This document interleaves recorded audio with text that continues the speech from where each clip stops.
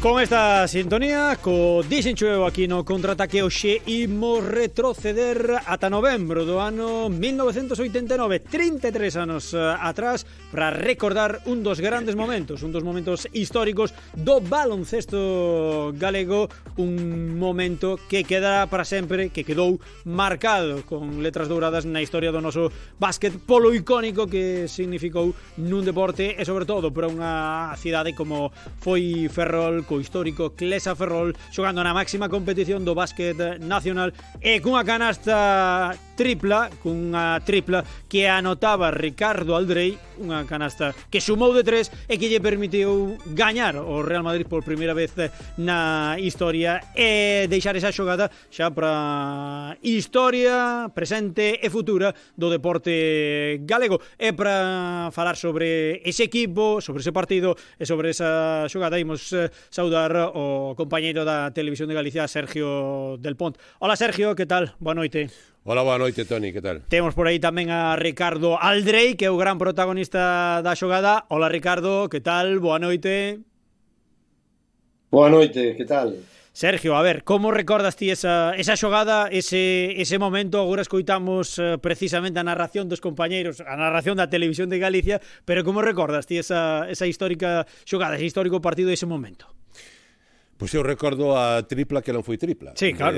Sumou de 3. Sumou de 3. Sumou de 3 en un partido moi importante para Clesa Ferrol, porque se non recordo mal levaba non sei cuántas derrotas. Creo que 9 consecutivas. Si viña o Madrid a Malata, era un partido complicadísimo e era un partido pois que ao final esa tripla non tripla de Richie pois supuxo unha vitoria moi importante para un equipo que daquelas era xunto ao Breogán pois os representantes do baloncesto galego nas máximas categorías e que recordando, pois volvendo para atrás, mirando con certa nostalgia, pois dá moitísima pena que en Ferrol pois non haxa xa baloncesto coa desaparición do ar, non?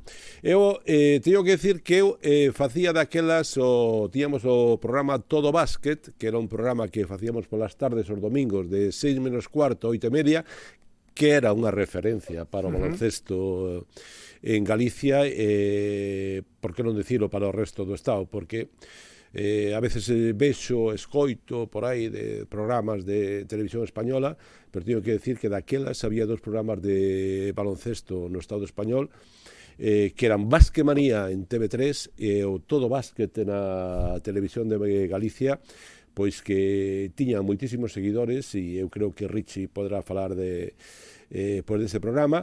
E aquel día estaba narrando o partido, narraba Ovidio González e creo que tamén estaba Terio e eu estaba en plató. Tiñamos invitados, sempre tiñamos invitados no programa e máis nun OAR, nun Clesa Ferrol Real Madrid. Recordo que ao final do partido pois o pobre Ricardo Aldrei tivemos ali máis de 20 minutos facéndolle entrevistas e el sempre pois coa súa amabilidade pois nos atendeu. Non ten nada que ver agora o que era o mundo do deporte, o mundo do baloncesto, nin o mundo do fútbol fai 30 anos co que é agora. Ricardo, como recordas ti aquela xogada histórica? Lembremos para os nosos ointes, ese, como decía Sergio, esa tripla sumou de 3, pero realmente tiña que sumar como de 2, pero os colexiados deron tripla e finalmente permitiulle o Clesa sumar esa vitoria ante o Real Madrid. Bueno, pois recordo con moito cariño porque é unha xogada que quedou para a posteridade, non? Teño que dicir que vina 1000 veces, sobre todo porque de alguna maneira cando o meu fillo foi consciente un pouco de que seu pai pois foi xogador de baloncesto e que facía bastante ben, enseñei unha vez unha cinta dese partido.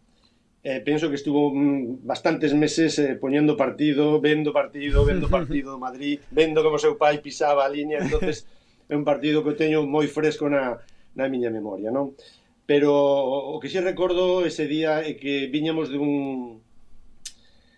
de unha dinámica de perder 8 partidos seguidos, unha tempada complicada, un equipo que o AR, que era un equipo dos pequenos da categoría que adestrábamos moitas horas, non había unha recompensa baloncestísticamente falando dos resultados.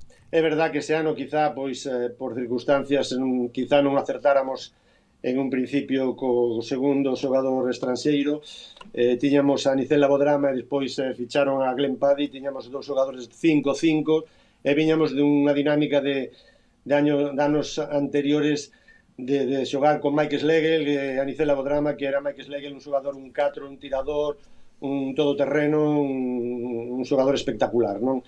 Entonces costábanos moito volver a encaixar ou volver a xogar con 2-5 e dai un pouco os malos resultados, pero ese día foi un día de euforia, de ledicia, de explosión, non? Porque se vede o vídeo, no momento que entrou a canasta eu estaba exultante non por haber metido a canasta, que sí que era importante, pero senón por sacar un pouco toda a rabia que levaba dentro de casi 2 meses perdendo partidos e non encontrar nunca o camiño da victoria.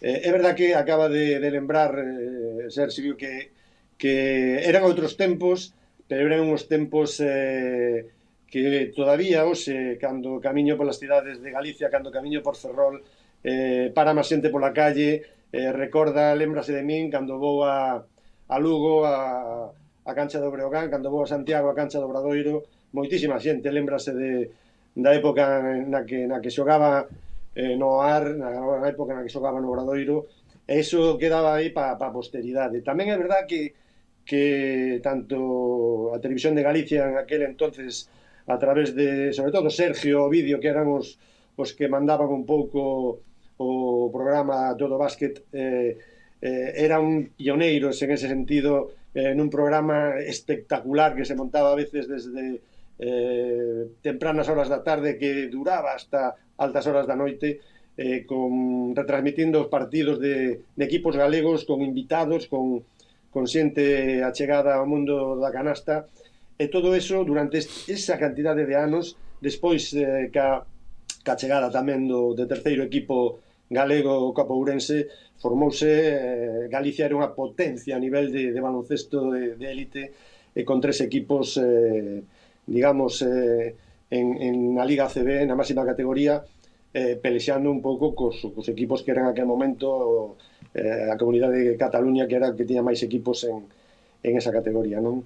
O lembro con moito cariño, con moito anelo, e bueno, tamén seixo consciente que a día de hoxe co Star Replay, pois esa canasta non sería de 3 bueno, era o baloncesto daquela época, home. Eso non nos imos centrar moito. Imos escoitar unha pequena montaxe de como se viviu na Televisión de Galicia, pois esa xogada xa historia do básquet galego e seguramente tamén historia do básquet nacional.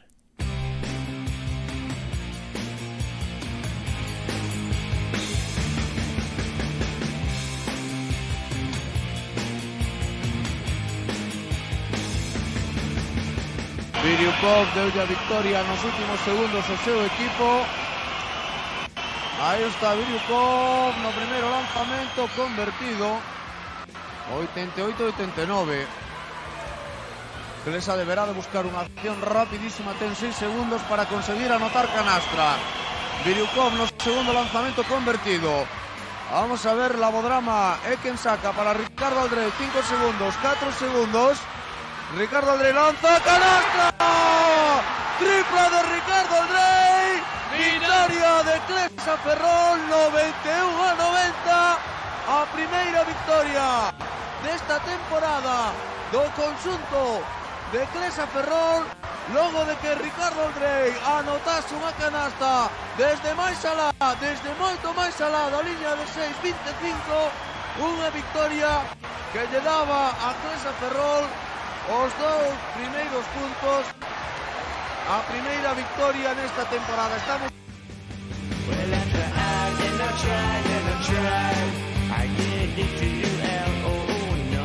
Aí está a repetición. Mellor non vemos máis repeticiones. A canastra deuse de 3. A canastra foi de 2, deuse de 3. A victoria de César Ferrol 91-90.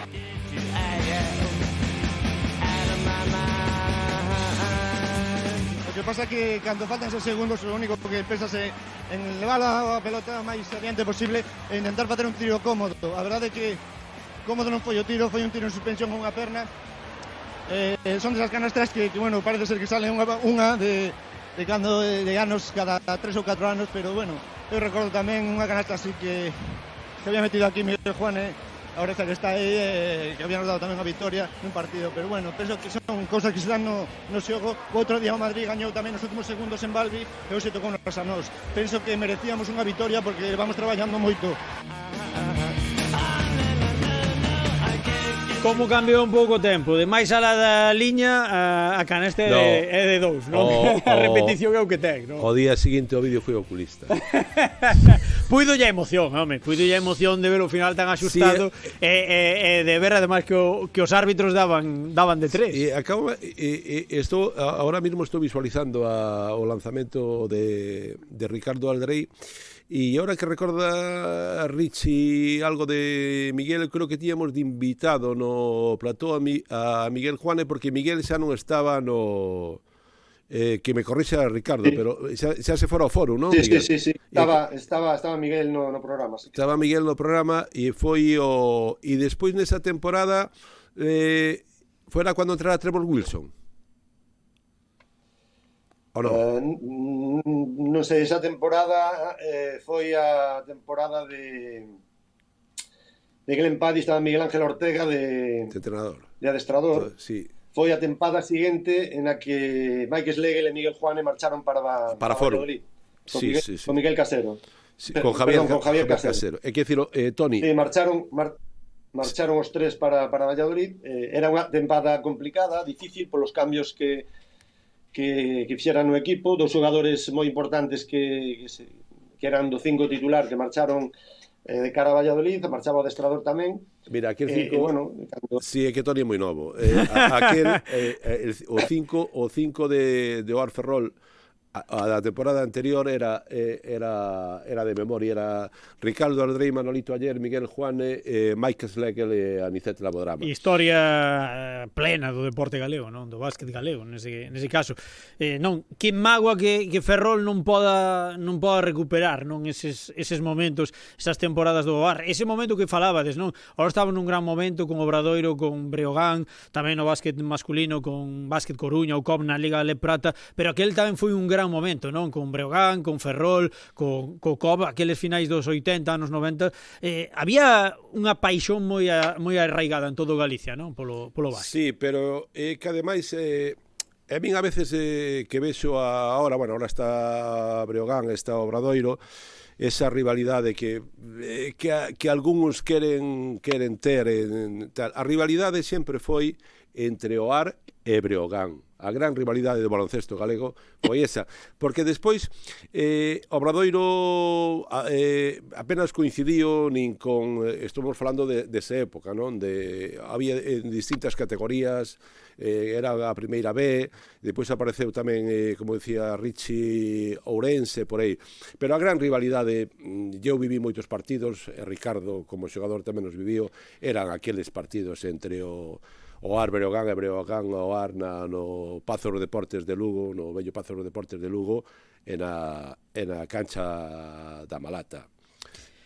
Ricardo, que mágoa, non? Que Ferrol, que ten aí o Uniferrol na categoría femenina entre a primeira, a segunda a primeira, que pena que tamén na categoría masculina non poda recuperar eses momentos de gloria, non? Bueno, a verdade é que houve varios intentos aquí en Ferrol de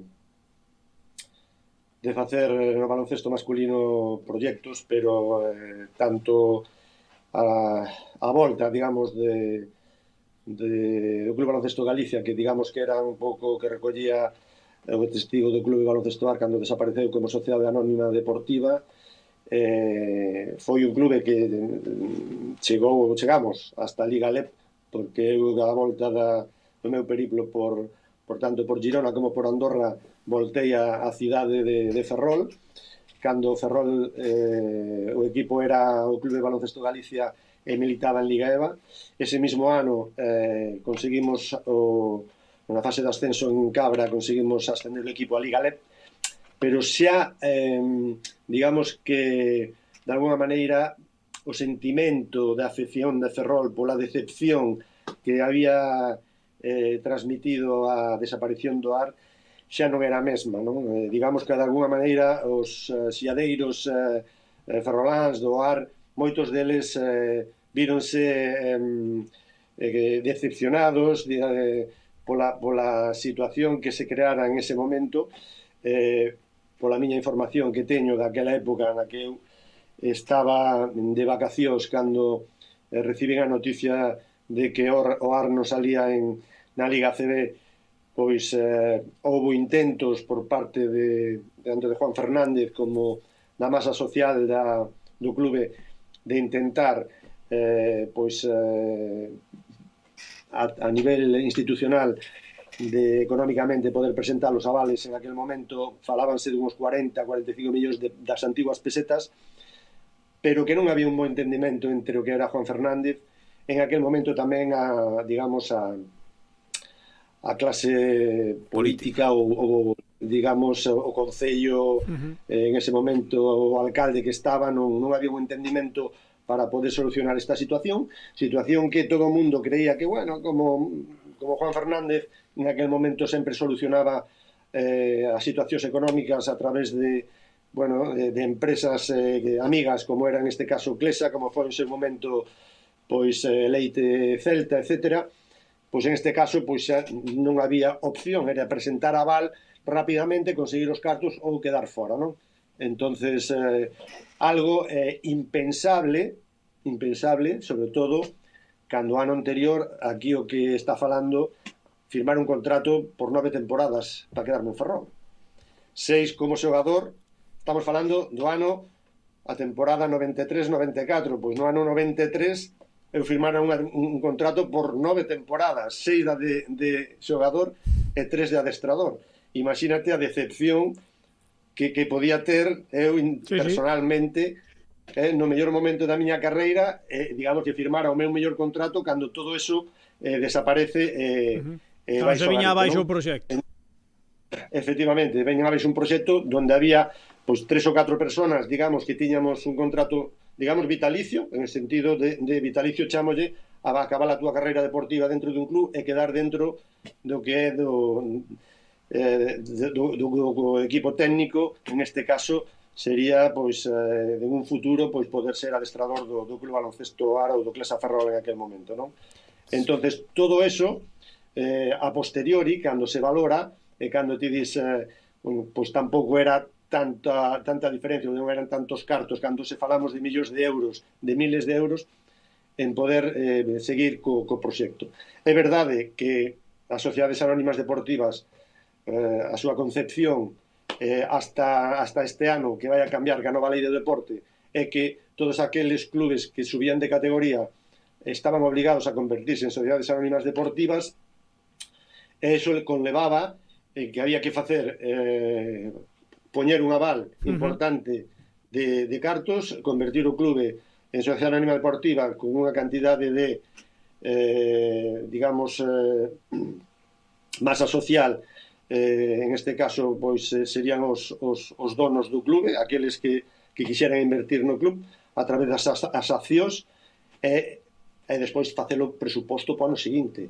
En algúns casos era unha cantidade de cartos para moitas cidades imposibles de manexar.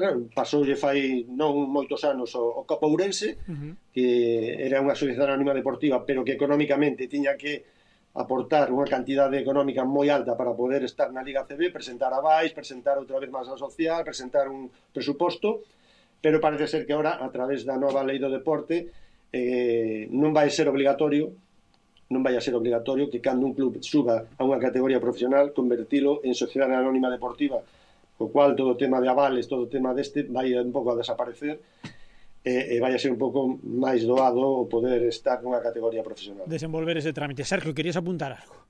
No, que cuando acaba de mencionar Ricardo a Xoán Fernández, ven a memoria que, volvendo outra vez a famosa tripla, que aquel día pola noite Juan Fernández mandounos un fax daquela...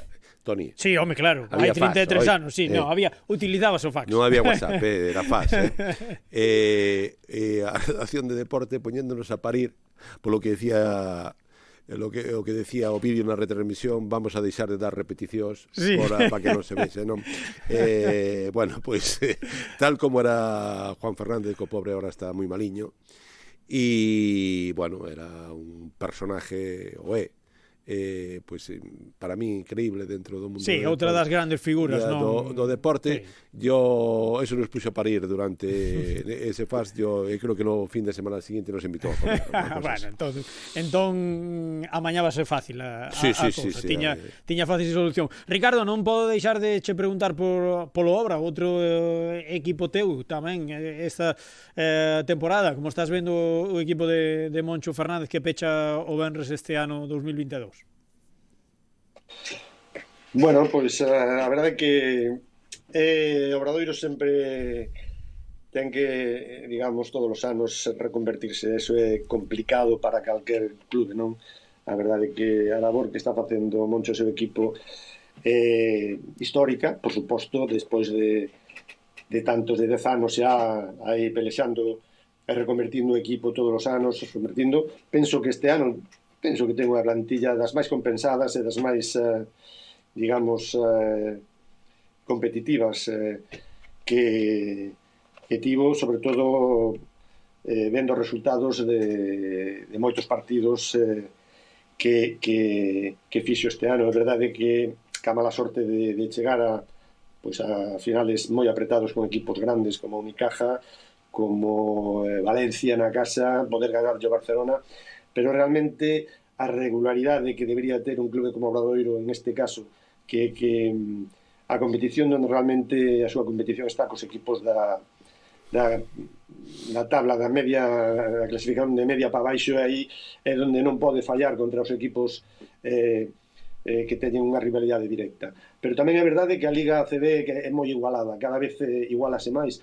Eso permite que cada vez que xogas contra un equipo grande, en teoría, como pode ser Madrid, Barcelona, Valencia, Unicaja, Baskonia, equipos que están xogando a Euroliga a un gran nivel, esos equipos cada día teñen unha maior exigencia a hora de competir cos equipos que só xogan a Liga CB. Daí os resultados a veces tan adversos que hai de equipos grandes con equipos que son máis modestos, ser capaces de poder gañarles. Non, isto empezou fai anos cando a incorporación do terceiro estranxeiro, cando se iguala a Liga CB un pouquiño máis, cando Madrid e Barcelona eran, digamos, os pioneiros da Liga, eran os equipos casi imbatibles. A aportación do terceiro estranxeiro en aquela época igualou moitísimo máis a Liga, e agora que xa non hai, digamos, esa restricción que había antes de solo 3 estranxeiros, senón que ahora hai estranxeiros, comunitarios, non comunitarios, españois, moito máis igualada a competición, co cal, pois, a nivel competitivo, a nivel de deportivo, é moito máis de agradecer, pero tamén teño que decir e teño que facer unha crítica á Liga CB. A Liga CB penso que quedou un poquinho obsoleta o que o administrativamente. Penso que despois de tantos anos tiña que haber crecido moitísimo máis, tiña que estar a un nivel competitivo, a nivel, sobre todo, con outras ligas, a nivel publicitario. Debería de reportarlle económicamente moitísimo máis aos clubes, moitísimo máis, para que clubes como están por abaixo, como Obradoiro, como Betis, etc., económicamente pudesen ser un poquinho máis fortes, poder ter máis cartos para fichar, desa maneira igualar máis a competición, que é un pouco o que necesitan os clubes.